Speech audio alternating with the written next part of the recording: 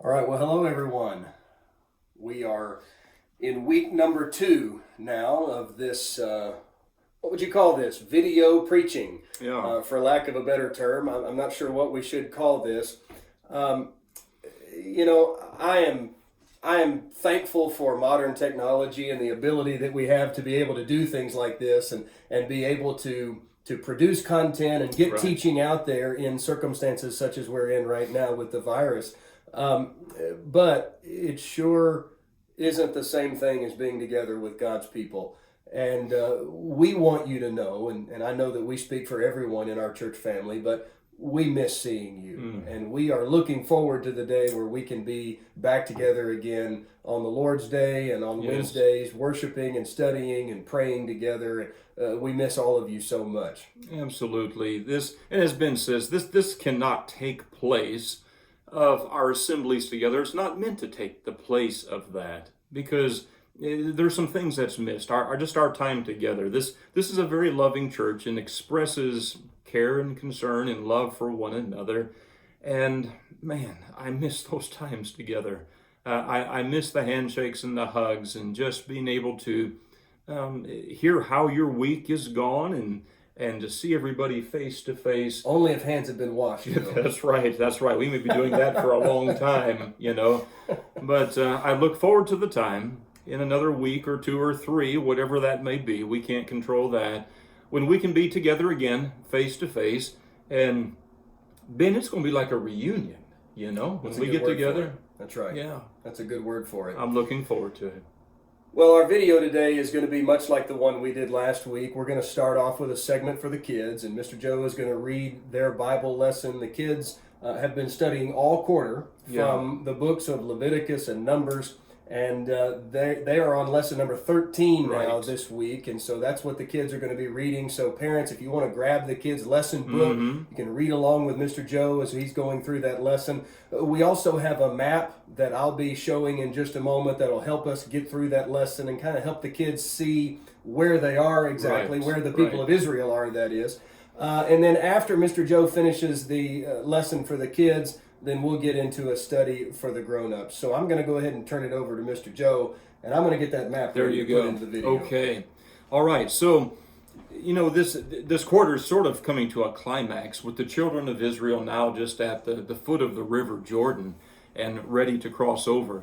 Well, it's been an exciting study as you have gone through the wilderness wanderings and some of the events that happened and took place there. And think about how some of those events in the wilderness wandering has helped to prepare them for what they're about to do, to go into the promised land, to conquer that for God. And so lesson number 13 is preparing to enter the land. And it starts by saying, the people were near the Jordan River and ready to go into the promised land.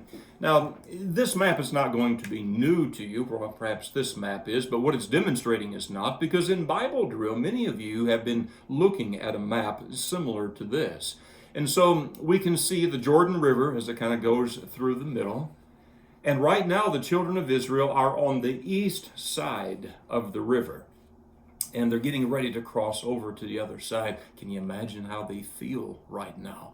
The maybe even the fear that they have about what's going to happen when they cross over.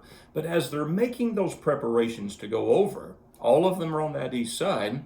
The families of Reuben and Gad asked to have their land on the east side of the Jordan River. They had many animals, and they saw that the land on the east side was good to feed their animals.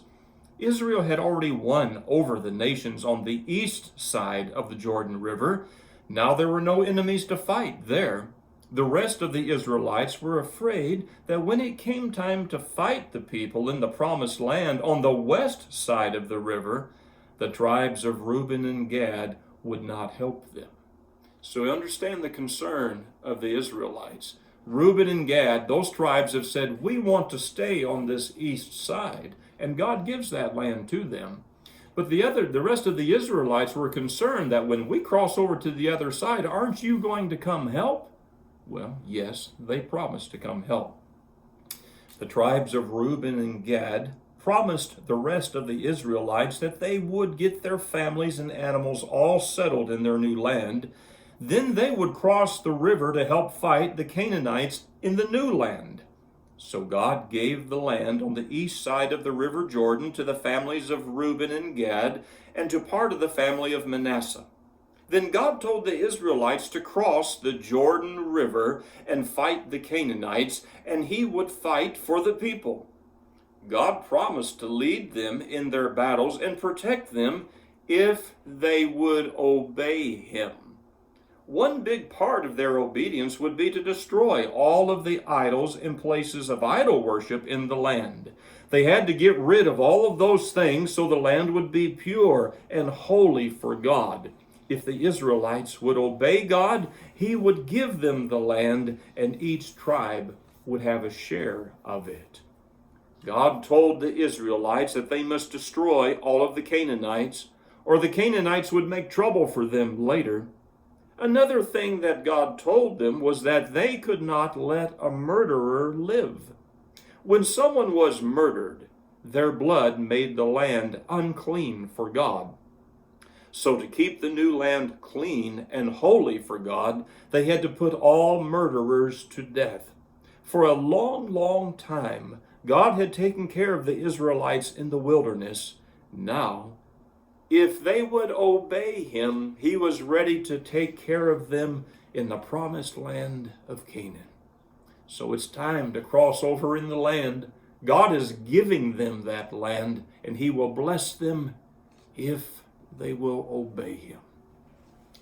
Mr. Ben, I like that story. Yeah, I do too. And you know, one of the words that you said at the very beginning was the word preparation. The people are preparing to go into the promised land. And you know, coincidentally, that kind of works out with the lesson that we're about to do for the adults now. That word preparation. You know, that's a word that's been on my mind and in our minds as we've been talking about this lesson. But, you know, I think it's been on everybody's mind over the last couple of weeks now. Indeed. Because of all of this virus stuff that's going on. And listen, we're not going to talk about the virus today. I know you're all tired of hearing about that. I think all of us are. We are too. But, you know, we're seeing people make preparations because of the current situation. Well, preparation's not bad. Well, no, of course not. But all of us individually are making preparations to meet the needs of the day, all the way up to the highest levels of government in our land, hospitals, businesses, everybody's making preparations because of this. And I think that word has just been stuck in my mind a little bit recently. Right. And if you would, open in your Bible to Ephesians chapter 2. We're going to look at a text there, and we're going to come back to that word preparation or prepare. In Ephesians chapter 2, let's start off by reading a familiar text, beginning at verse 8. The apostle writes, "For by grace you have been saved through faith, and that not of yourselves, it is the gift of God, not as a result of works, so that no one may boast. For we are his workmanship, created in Christ Jesus for good works, which God prepared beforehand so that we would walk in them." We're not saved by our works, Paul says, but instead we're saved for works. We are saved in order to do good works because that's what God's people do. Sure. We do things that honor him and please him in our lives. I want to focus on a couple of things that are said in verse 10. First, did you notice that word prepared? These works, God has prepared us to do these things.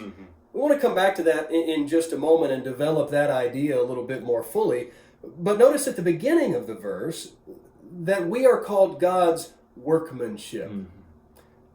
I always think about maybe a painter or a sculptor, some kind of artisan who, while working on their craft, they pour so much effort into that painting or that sculpture, or we might even apply this in other realms like architecture or something like that, and we say that is a beautiful piece of craftsmanship or workmanship.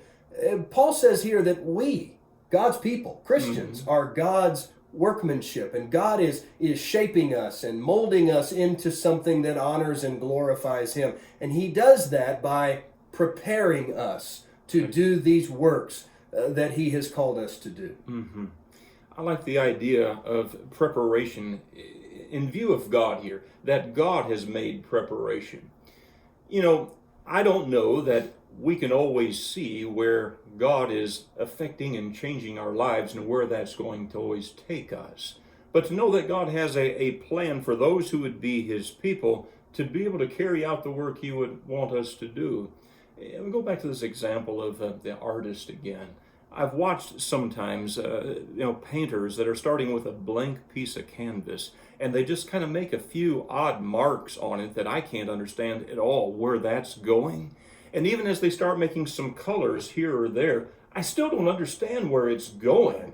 And then maybe you walk off for a while and you come back and they're kind of completing this and you think, is that the same picture? Right. I mean, I couldn't see where that was going, but they had a plan. They had made the right preparations to take them where it needed to go. Do you suppose that God works with us that way? God is a master painter, right? In fact, even in Scripture, he's likened to a potter, a sculptor, Yes, who that's is right. making beautiful pieces of pottery and art. You know, God, you said a moment ago, he molds us, he shapes us, and we may not always know Right. how or when or maybe the other details and specifics of that. But one thing we do know, Scripture tells us, is that sometimes God prepares us and shapes us through the trials that we experience in life. And we think about familiar passages like James chapter 1. If you'd be turning over to that text, we're again looking at a familiar text here, but this is the very point that James is making. Mm-hmm. In James chapter 1, it's always been interesting to me that this is the very first thing he talks about. Mm-hmm. You know, he covers so many subjects in the book, but this is the first thing that he discusses when he says in chapter 1 and verse 2, "Consider it all joy, my brethren, when you encounter various trials, knowing that the testing of your faith produces endurance," or patience, some translations say. "And let endurance have its perfect result, so that you may be perfect and complete, lacking in nothing." James tells us that the trials that we experience in life can and will produce good things in our lives.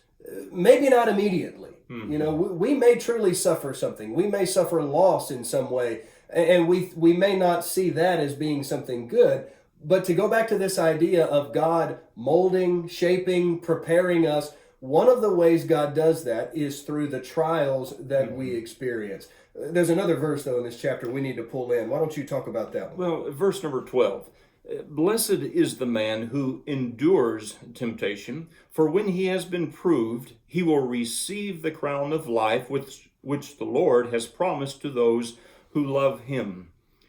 You know, Ben, I just don't think there's many among us that get excited about facing difficulties or trials in life. Maybe just difficulties that it maybe even seems beyond what we can deal with or bear. And yet somehow we manage, somehow we work our way through. And then on the other side, to look back at those trials and think, I learned from that. I benefited from that. I grew because of that. Yeah. Sometimes life is difficult in those ways. But what we don't always know or understand, how God can use the most difficult times of our life to help us, to help us grow, to mold us, to help us to become his workmanship. That's right. And I think James would tell us that really it's about attitude and it's about perspective. It takes a special kind of wisdom to see our trials properly, to see them not as, well, this is just bad luck, or woe is me, things are so bad in my life. But it takes a certain degree of perspective and wisdom to be able to say, this is an opportunity for me to grow. And I don't think it's a coincidence that James, right after talking about trials and enduring them, knowing what it can produce within us, in the very next verse, in verse 5, he says, "But if any of you lacks wisdom, let him ask of God." If we don't have the wisdom to see our trials properly, we need to be asking God for that. We need to be praying to him so that he will help us see, God, I'm struggling now, I'm suffering now, I don't know what is the best thing to do, but I do believe you are working. I believe you are shaping me, you're molding me, you're preparing me for something. Help me to see that from the right perspective. You know, we don't have to go looking for trials and difficulties. Trials and difficulties, they'll come to you. They'll find you all right. I don't think we have to look for that, but at the same time, how are we going to face those difficulties and trials? What are we going to do with them? What is our response going to be? And how God can use those to mold us? Well, I look back at some difficulties I've faced in life where I thought life might as well just come to an end, and somehow survived through that. And I look back at it and I think, look at what God did in my life. That's right. I couldn't see it at the time, Ben, but later realized that somehow God used it for good. That's right. And we could provide personal examples, but the best examples are biblical ones. Yes. And what we want to do for the next few moments is look at 3 Bible characters that faced challenges of various sorts, but God, throughout all of their lives and throughout all of their trials, He was working in preparing them for something greater. He was working, making them stronger, making them wiser, helping them grow and mature, so that when the time came for them to do what needed to be done, they were ready to do it. Absolutely. Joseph is the first one that we're thinking about. Joseph's life was one of preparation. We might think of Joseph when his life was that of a powerful ruler in Egypt. It's hard to imagine even the place and position that he was in, the power that he had in Egypt. I mean, everything that happened went through him in that time of his life. And that's how we see him in the latter part of his life, but that's not where it began. Right. When we think about the life of Joseph, here he was in a position of commanding servants and soldiers. He made decisions that affected the lives of many. That's not where the story of Joseph begins. In the end, he was in a position of being able to help draw his family to Egypt and save them from the famine that was in Canaan. But again, that's not where the story of Joseph begins. Yeah. The very family that he would ultimately save was the same family that tried to kill him when he was a teenager, 17 years old, sold him off into slavery through a series of both good and bad events. Yeah. He ends up in prison in Egypt. He's been accused of rape by Potiphar's wife, and he's imprisoned because of that. And then the story of the baker and the butler and their dreams, which he interpreted. Yeah. And promise me you'll remember me before Pharaoh. Oh, forgotten. Sure, I'll remember you. And yet he was forgotten. Joseph suffered so much. And yet when we come to the end of the story in chapter 50, when he has risen through the ranks, he's back up in high levels of government in Egypt again, when the famine is going on and his family appears before him, not recognizing him. Finally, when he reveals himself to them, he tells them who he is, and there's weeping, and there's this beautiful story of reconciliation. Joseph has the consciousness of God. He has the wherewithal and the wisdom to say in Genesis chapter 50 and verse 20, saying to his brothers, "You meant evil against me, but God meant it for good, in order to bring about this present result, to preserve many people alive." What kind of wisdom does it take for Joseph to look back over the last 2 decades of his life and say, all that I went through, God was preparing me for this present result? Ben, when he was in that cistern, when he'd been thrown in that cistern, and basically at that point his brothers were intending to kill him, I just am not imagining that he was thinking, well, this is going to turn out really good. Yeah. I mean, how would he have known? How could he have been able to know what was going to happen from there? But in the end, when he was able to look back, and you think about how God had molded him.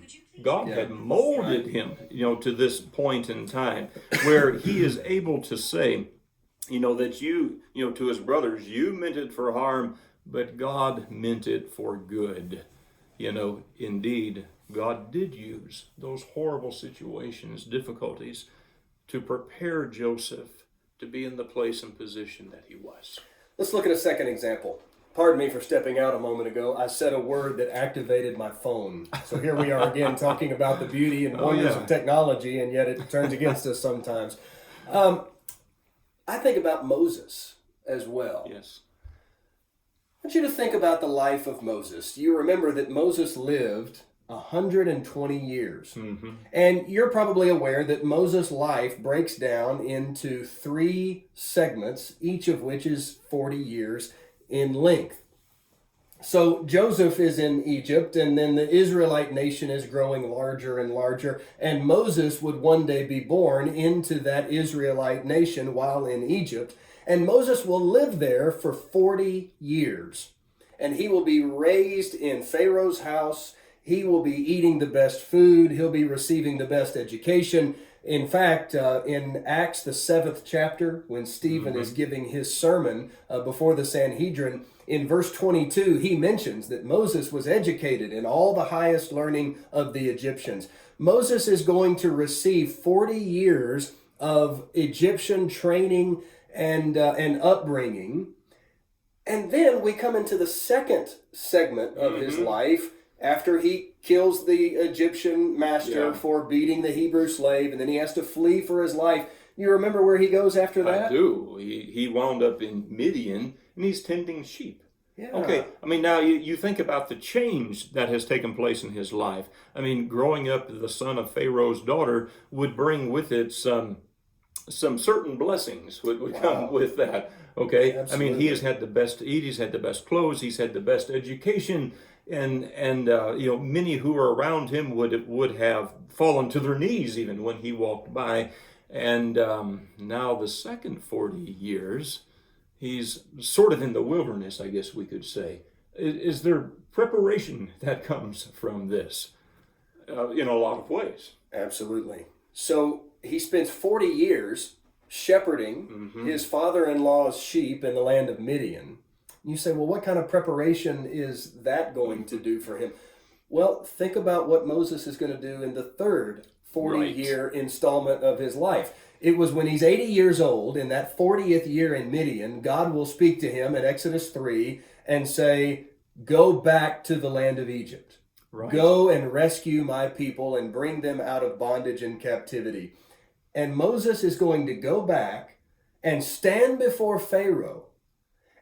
I wonder if his 40 years growing up in Pharaoh's house helped him in any way when he went back to stand before Pharaoh again. That stands out to me now as we're thinking about that and talking about that how prepared he was to be able to go back to Pharaoh and to be able to talk and to be able to speak to them in their language, so to speak, and is educated well enough to be able to do that, knows how the system works with Pharaoh, and so he's prepared to do that, but he's also prepared for what's going to come next.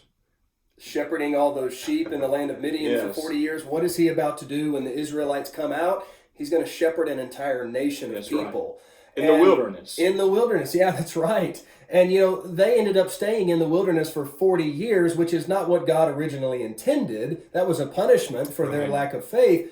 But he's that prepared. Time that Moses spent in the wilderness of Midian with those sheep, it prepared him, leading those sheep, now leading a nation. So try to think and imagine just what Moses was thinking when he is tending those sheep, and the burning bush episode in chapter 3 of Exodus, when it is God who says, now go, I am sending you to Pharaoh to bring my people, the Israelites, out of Egypt. Verse 10.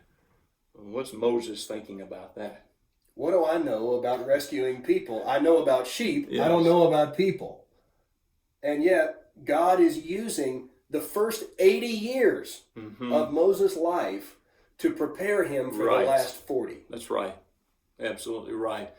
And yet Moses didn't see that. He didn't understand that. He couldn't forecast that. When he was growing up in Pharaoh's home, when he was tending the sheep in Midian, he could not have forecasted that, well, here's where I'm going with my life. But God was able to use those circumstances in his way. Preparing him for something greater. Sure. All right, let's look at our third example now. We're thinking about the story of Esther. And we'll just quickly summarize that, but we are going to look at a few verses in Esther chapter 4, if you'd like to turn there and read along with us in just a few moments. But let's remember, while you're turning there, what's going on in the story of Esther. Well, the situation for Esther looks rather bleak. Wow. And that for her people, they were facing perilous times, might we say. And yet here she found herself in a position, perhaps a somewhat peculiar and unsought for a position, to be able to help her people. Yeah. Her people who are under threat of annihilation. You remember Haman, who was so angry with Mordecai, Esther's cousin, because Mordecai wouldn't bow down to him and wouldn't worship him. Right. Mordecai, being a Jew, would never have bowed down to any man, but Haman was furious. And I've always thought Haman's overreaction to this personal slight was a little bit extreme. Here's one man who is refusing to bow down, so let's just wipe out the entire nation. Wow. That's a remarkable overreaction on his part, but Haman makes these threats against all of the Jews, of which Esther is one, of course, and now her people are facing extinction, and yet she's in a pretty good position to be able to do something about that. And maybe it was in part that extreme situation that has drawn Esther to the point of thinking, someone has to do something. Right. And maybe it's me. So her cousin Mordecai comes, and in chapter 4 and verse 13, he sends a messenger to Queen Esther and says, "Do not imagine that you in the king's palace can escape any more than all the Jews. For if you remain silent at this time, relief and deliverance will arise for the Jews from another place, and you and your father's house will perish. And who knows whether you have not attained royalty for such a time as this." A couple of things I think are worth pointing out in Mordecai's words to his cousin Esther. First of all, there's an implicit statement of faith here. He says, Esther, if you don't act, if you don't step up and act on behalf of our people, relief and deliverance will come from somewhere. God will take care of us, even if you're not the one who does it. I think that's an impressive statement of faith on his part. Yes. And I think you start to see the faith of Esther in all of this too, in that she says to Mordecai, go gather the Jews who are in Susa and fast for me. Yes. The idea of petitioning God in this prayer and fasting are often disconnected that way. And so she is now, I guess you would say, preparing herself for the work that stands before her. That's right. That's right. But the second thing I think is worthy of note in Mordecai's words to Esther at the end of verse 14 is where he says, "Who knows whether you've not attained royalty for such a time as this?" Esther, how do you know that God didn't put you in the place where you are right now for this very reason? Right. And of course, we today, reading the story, we say, well, yeah, that's exactly what God did. But in their world, in their time, it's a matter of, well, maybe. Right. Who knows? Well, we have the rest of the story. That's right. But when we're dealing with things like the providence of God, I think it's good for us to express the wisdom of Mordecai and say, well, maybe. We never know these things for sure until we get to the other side. Right. But Esther was groomed. She was placed into this position where she could act. It was time for somebody to step up. And as you said a moment ago, she got to a point where she realized that somebody needs to be me. Right. And then she didn't shrink back. Yeah.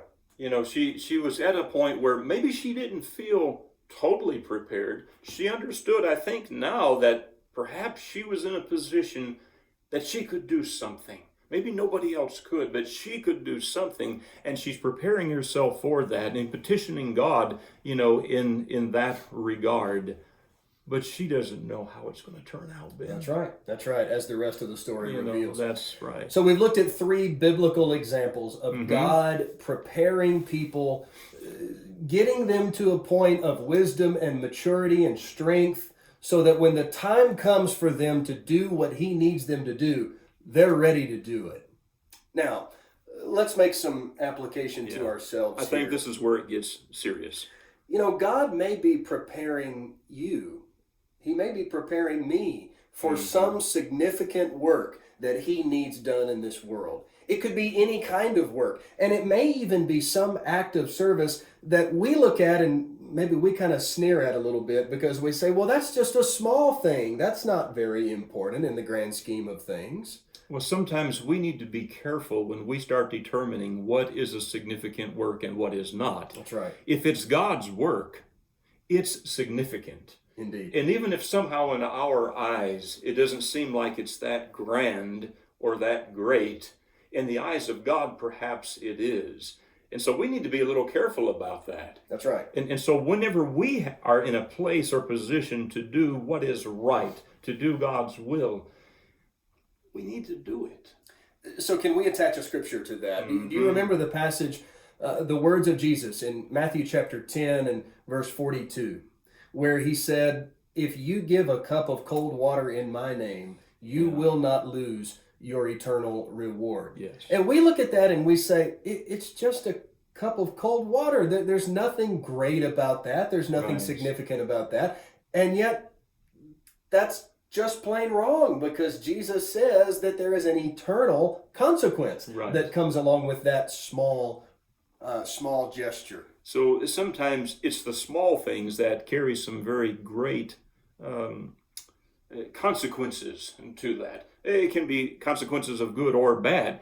But in this regard, what we're seeing is in each of these scenarios, there were some consequences to actions. But the actions were what God wanted, and in the end, the consequences were grand. That's right. So what is it that God is preparing you for right now? Well, I don't claim to know the answer to that. I don't know that any of us can ever know what it is exactly that God is preparing us for, because we're dealing with things that are out in the future somewhere.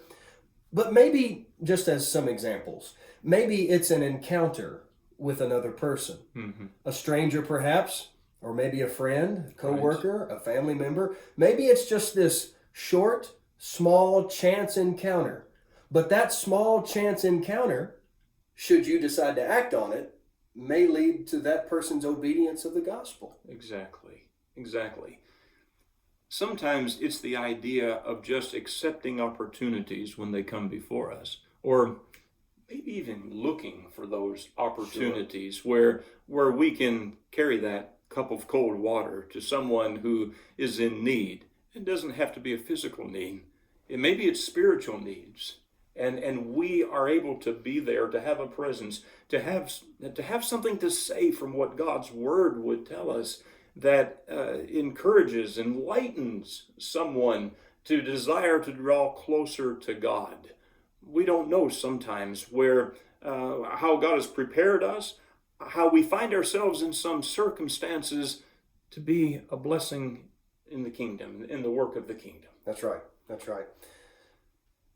There are a number of illustrations I think we could give of things that we can do in the service of the Lord that God has prepared us to do. And I know we look at these stories of people like Moses and Esther. I mean, they're saving their nation, and we say, oh, well, God's never going to prepare me for something like that. Well, listen, maybe he won't, but you never know. Maybe he will prepare us for some great thing or for some big thing.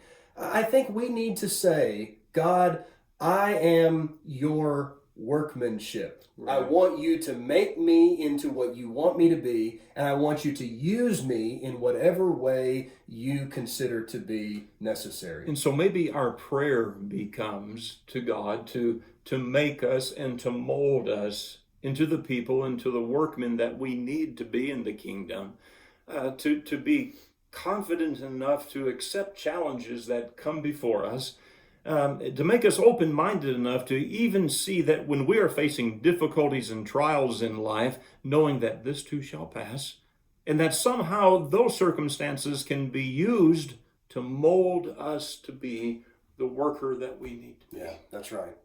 All right, so as we make our way into our final segment here, I think there are three things that I would like to bring to our attention. The first thing, if I can jump back to the characters that we discussed a Yes. moment ago, give some thought to the ages of those Okay. three characters. Yeah. We talk about God doing great things through us and preparing us for great things, and we might say, well, yeah, but that's just something for the older people who Right. have been Christians for a long time, or maybe the older folks might say, well, yeah, but I'm not young anymore and I can't do the things I once did. Wait a minute, let's go back and let's look at these examples, because what we'll see with each one That's of them right. is that all ages of the spectrum are represented in those examples. What about Esther? We think of Esther being a queen, and somehow I think of the Queen of England. She has Which a she little was age. not. Yeah, okay, but I mean, think of the Queen of England today. What Of is course, she, like she's 131 now, something she's like old. that? She's old. But Esther was not. Esther was not, most likely a teenager, a very young lady when she is called into the circumstance that she's called into. And think of the great things that she was able to help do and accomplish. That's right. When God is on our side and when we are totally reliant on Him to kind of work and sort some things out, it's amazing. I was going to say, it's amazing what we can get done. What we can get done? That's right. Yeah. What God can That's get done. that's right. That's it. That's right. Think about Joseph. Yeah. His story starts off when he's 17 and Right. sold into slavery, but by the time you come to the end of the book of Genesis, when his brothers have returned and his family is reunited, He's an old man. He's not an old man, but No, he's not. he's probably in his late 30s, 30s. maybe 40 years old at that point. But he's not the teenager that he once Right. was, but he's not an older person either. He has some experience, that has brought him to the point, and he's able to make wise decisions because of those experiences, those trials and difficulties that he faced through the years.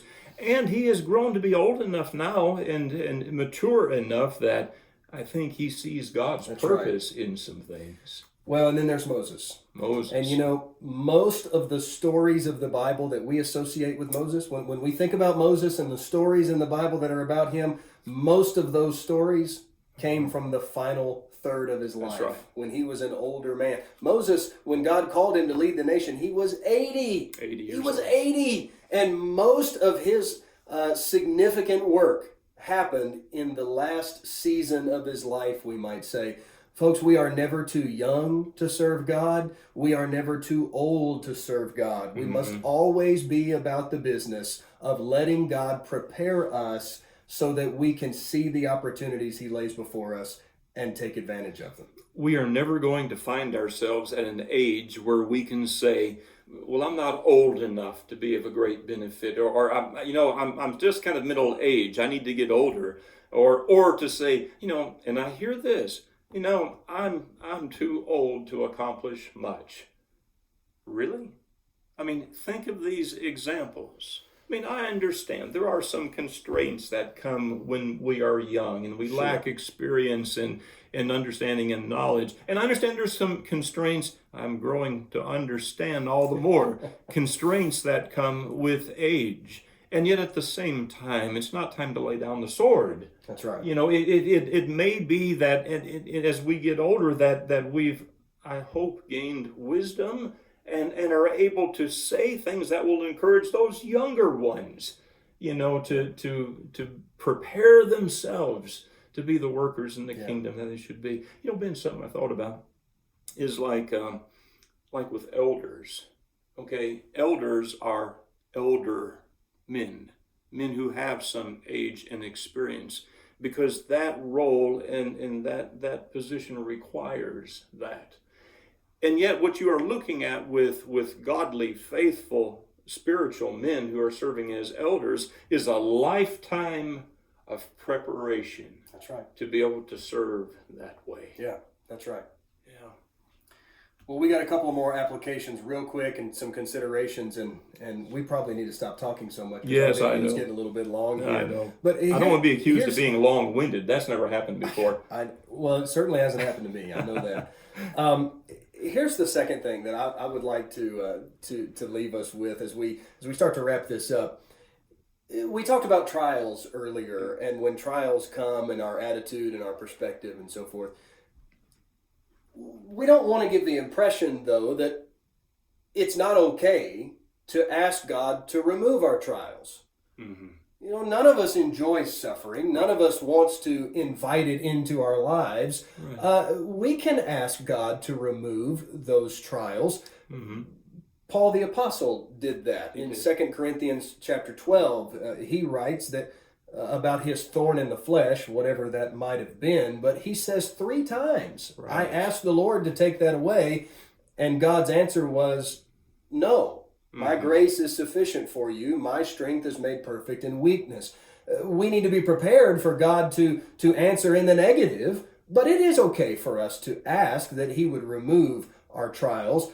But we need to remember, if it doesn't go away, if he denies that request, we need to have, again, that perspective to say, he may be preparing me for some greater purpose. And maybe again with Paul, we can see that. Paul's faith, it seems, never went backwards. From the time he became a disciple of Christ all the way to the end, and we can read a lot about Paul. His faith seemed to only grow, even to the point when it comes to the end of his life. He is just ready and prepared. He is comfortable. He is confident. He knows that he has done all that he could do in the kingdom. And if that now the time has come that this life is coming to an end, he's good with that. That's right. That's right. All right, here's the third and the final thing that we'd like to leave you with today. We talk about God preparing us and shaping and molding us. Being prepared does not mean that the challenge or the task that God has in store for us is going to be easy. Right. Just because God prepares us, he's shaping and molding us, that doesn't mean that when the time comes for us to do that act in his service, that it's going to be a cakewalk that we can just breeze through. Yeah, that is so very true. And yet, we may find ourselves to be prepared to do some things that we would never have thought before that we could do, or maybe still think we are not able to do. When did Moses finally get comfortable with accepting God's command to him, really, to go and go to Pharaoh and get my people released? He struggled with that. Was he ready? Well, God certainly thought he was. Moses, Scripture would call him the meekest man, not weak, but he was meek. He was a humble man, and he struggled to see himself as being ready. And I think sometimes we are that way too, and we think we can't do it. But sometimes God puts challenges in front of us that are hard. They're difficult, no question. But we may be better prepared to deal with them than we think. That's right. Jesus is a great example of this. Mm-hmm. Jesus' entire life, 33 years, his entire life was dedicated to God's service. And I think in a way we could say that his entire life was preparing him for the climactic point of his life, which of course was his death on the cross. He was prepared his entire life, and yet in the garden, the Hebrew writer says he was loudly crying and tears as he was praying to God, asking him to remove this cup from me. Jesus was prepared. There's no doubt about that. He went through with it. He had the strength. He went through with it. He was prepared, but that doesn't mean it was easy. And I think we need to keep that in mind too as we think about God preparing us. All right, Joe, it's the end of our study. Let's close out this by saying, today is the Lord's day. Mm-hmm. And we thank you for giving us some of your time today and studying along with us. We hope what we've had to say has been helpful. But we certainly want to spend some time today thinking about the Lord, thinking about his death, thinking about his resurrection, thinking about what all of that means for us as his people, and thinking about, as we've studied today, letting God shape us, mold us into that beautiful piece of art that he wants us to be as we become more and more shaped into the image of his Son. Indeed. Brethren, we look forward to being with you again. We miss you. We love you.